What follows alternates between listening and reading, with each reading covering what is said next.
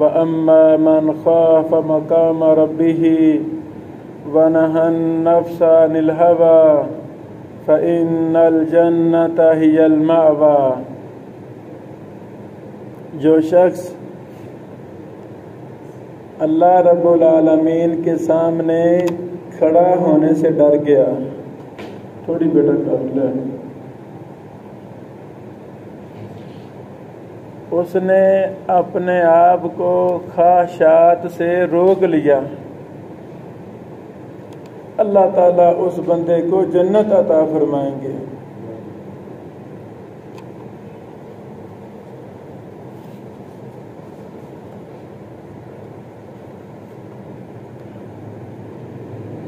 استاد کے سامنے تھوڑا بہت حساب دینا پڑ جائے تو انسان کے پسینے چھوٹ جاتے ہیں۔ استاد کی آنکھ میں آنکھ ڈال کر ہم بات نہیں کر سکتے، کمی کوتاہی ہو جائے انسان چہرہ چھپاتا پھرتا ہے، ماں سے بھی دور ہو جاتا ہے، ابو سے بھی دور، کسی کو پتہ نہ چل جائے۔ وہ رب جو ہمارا خالق و مالک ہے، کل کائنات کا مالک ہے، ہماری ہر نیکی سے اللہ واقف ہے، ہر برائی سے اللہ واقف ہے۔ گناہوں کا پلندہ انسان اللہ کے دربار میں حساب دینے کے لیے جب کھڑا ہوگا تو انسان پر کیا بیتے گی؟ انسان تو ہے ہی کمزور، گناہوں کا پتلا ہے۔ اس آیت کریمہ میں یہ بڑا اہم مسئلہ اللہ تعالیٰ نے بیان کیا ہے۔ میرے بندو، وہ دن آنے والا ہے جب تمہیں میرے سامنے کھڑا ہو کر ایک ایک کرتوت کا، ایک ایک سانس کا، ایک ایک پیسے کا، ایک ایک کام کا حساب دینا ہے۔ محمد رسول اللہ صلی اللہ علیہ وسلم نے فرمایا، جب اللہ تعالیٰ نے حساب لینا ہے، ہر بندے سے اللہ نے خود بات کرنی ہے۔ بندے کے درمیان اور اللہ تعالیٰ کے درمیان کوئی ترجمان نہیں ہوگا، کوئی وسیلہ واسطہ نہیں ہوگا، ڈائریکٹ اللہ تعالیٰ ہر بندے سے خود حساب لیں گے۔ یعنی یہ کتنا مشکل مرحلہ ہوگا۔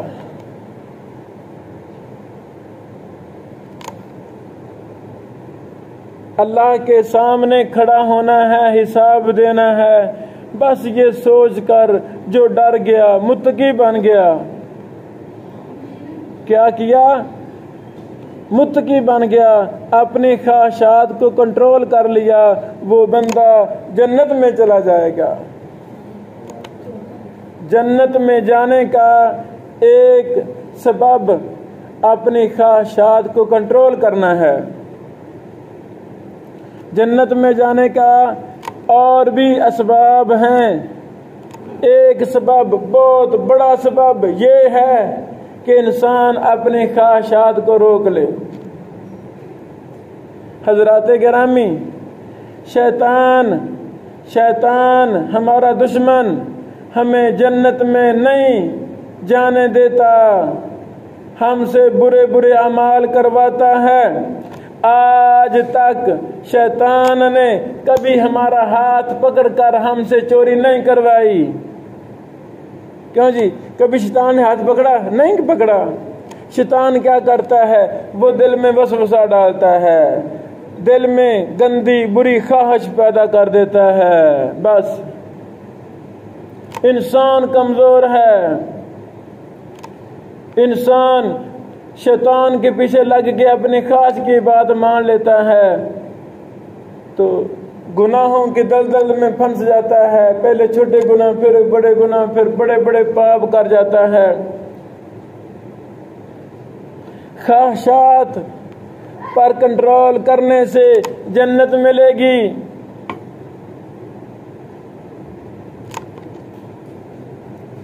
انسان کے پاس پیسہ تھوڑا ہے، اخراجات زیادہ ہیں،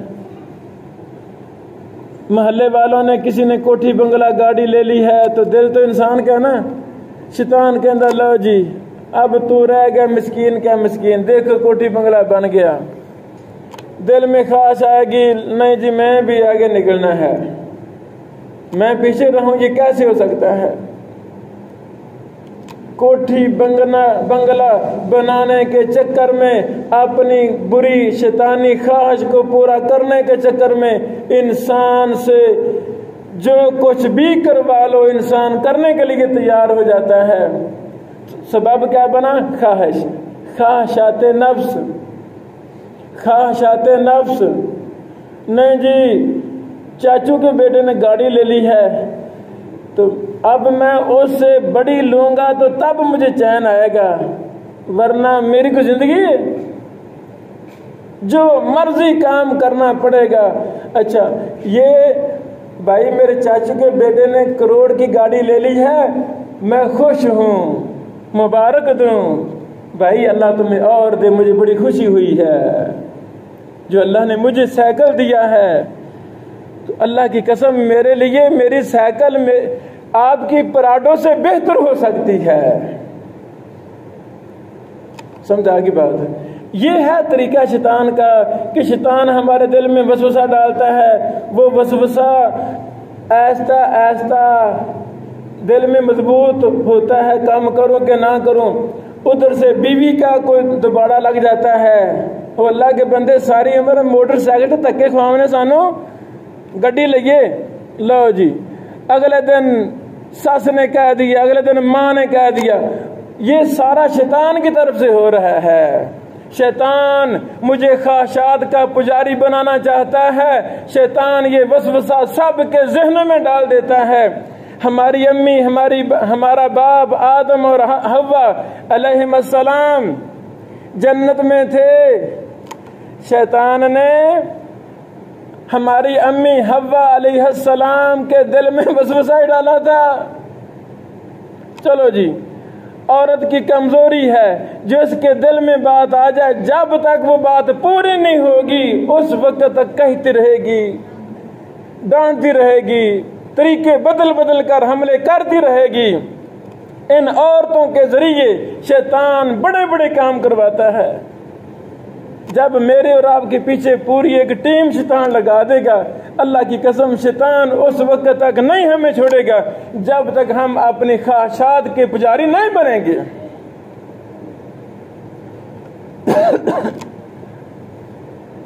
لوگ ہم سب سے مشورے لیتے ہیں جی بیٹیاں بیٹے کی شادی کرنی ہے، میں سب کو مشورہ دیتا ہوں بھائی شادیاں سستی کر دو، آسان کر دو، کچھ نہ کرو، جس کے بغیر گزارا نہیں وہ کر لو، باقی دفع کرو۔ اور نہیں جی ناک نہیں رہندا، یہ نہیں رہندی، یہ صرف خواہش کی پوجا ہے۔ یہ انسان خواہش کو، اپنے نفس کو، اپنی میں کو اللہ سے بڑی بنانا چاہتا ہے۔ نہیں جی لوگ کیا کہندے میریاں دھیاں کو کمیاں دیاں دھیاں نے، ہم جیسے مرضی اپنی بیٹی کو ہمیں بہت زیادہ سے زیادہ سامان اور بہت اعلیٰ انداز میں شادی نہیں کریں گے نا، اس وقت تک ہمیں چین نہیں آتا، ہمیں جو مرضی کرنا پڑے ہم سارے گناہ کے کام کریں گے۔ حضرات گرامی، عبادات ایک سجدہ جب مسلمان کرتا ہے، اللہ کی قسم محمد رسول اللہ صلی اللہ علیہ وسلم نے فرمایا شیطان دور دفع ہو جاتا ہے، اپنے سر پہ جا کے مٹی ڈالتا ہے۔ ہائے یہ وہی سجدہ ہے جس کا اللہ نے مجھے حکم دیا، میں نے عمل نہیں کیا، میں جہنمی چلا گیا۔ یہ مسلمان اللہ کو سجدہ کر رہا ہے، یہ جنت میں چلا جائے گا۔ عبادات شیطان کو بڑی کھٹکتی ہیں، یہ اللہ کی پوجا کر رہا ہے، اللہ کو سجدہ کر رہا ہے، یہ تو جنت کا مالک بن جائے گا۔ یہی وجہ ہے جب اذان ہوتی ہے شیطان مسجد نہیں، جہاں تک اذان کی آواز جاتی ہے شیطان اس سے دور نکل جاتا ہے، اس میں طاقت نہیں ہے کہ میں اذان کی آواز سنوں۔ اذان ختم ہوتی ہے پھر باغ کے مسجد میں آ جاتا ہے. وسوسے نماز میں کتنے وسوسے آتے ہیں. یعنی نبی علیہ السلام نے فرمایا صفوں کو ملایا کرو, پاؤں سے پاؤں ملایا کرو, ورنہ تمہارے درمیان جو جگہ خالی ہے وہاں شیطان کھڑا ہوتا ہے, وہ ساری نماز میں وسوسے ڈالتا رہتا ہے. حضرات گرامی, اذان ہو گئی ہے, نماز کا ٹائم ہے. مسلمان فوراً کھڑا ہو, وضو کرے, نہائے دھوئے, نماز پڑھے. اللہ بھی راضی, اللہ کا رسول بھی راضی, زندگی بھی چستی کے ساتھ, توانائی کے ساتھ دن گزرے گا, اللہ خیر و برکت نازل کرے گا.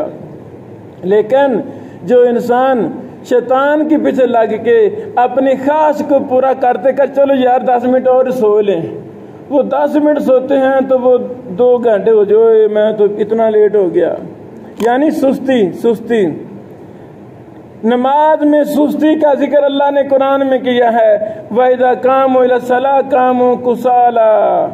نماز پڑھتے ہیں سستی میں, سستی کے اندر, پوری توجہ کے ساتھ نماز کی طرف نہیں آتے.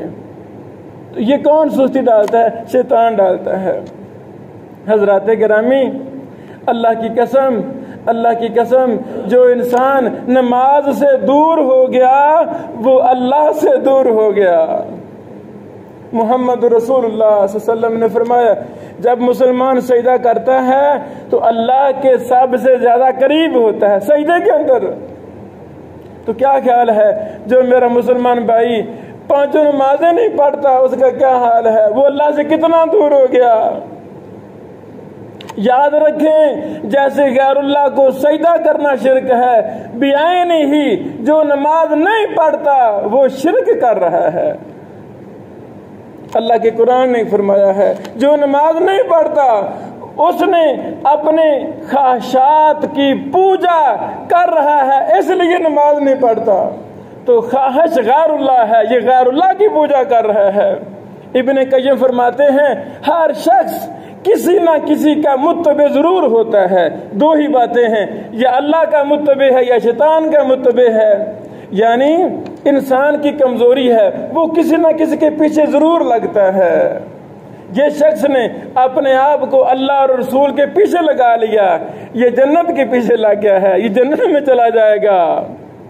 اچھا, میرے دل میں اللہ اور اللہ کے رسول سے محبت نہیں ہے, قرآن و حدیث سے محبت نہیں ہے, نماز روزے سے محبت نہیں ہے, تو میرے دل میں پھر کون سی محبت ہے؟ شیطان کی محبت, خواہشات کی محبت. ابن قیم رحمہ اللہ نے 50 طریقے لکھے ہیں خواہشات کو مارنے کے, خواہشات کی نفی کرنے کے. یہ سارے میرے نوجوان بیٹے نیٹ استعمال کرتے ہیں, گوگل پر لکھنا نصیحتیں میرے اسلاف کی, یہ 2 حصوں میں میری کتاب ہے. اس میں نے وہ 50 طریقے لکھے ہوئے ہیں کہ نوجوان اپنی خواہش سے اپنی خواہشات کو کیسے کچل سکتا ہے. خواہشات انسان ہے نا, انسان ہے, 1 سیکنڈ کے اندر خواہش جہاں ہے دوسرے سیکنڈ میں وہ امریکہ کراس کر رہی ہوتی ہے. انسان ہے نا. تو نہیں بھائی, ہم نے جیسے ہاتھوں پہ کنٹرول کیا ہے, آنکھوں پہ, جسم پر, ایسے ہم نے دل, خواہشات, ارادوں پر بھی کنٹرول کرنا ہے. اگر ان کو کھلا چھوڑ دیں گے نا, یہ ہمیں پھانسی کے پھندے پہ لٹکا دیں گے, یہ ہمیں ہمارے ماں باپ کو ذلیل و خوار کر کے رکھ دیں گے. اللہ سے دعا ہے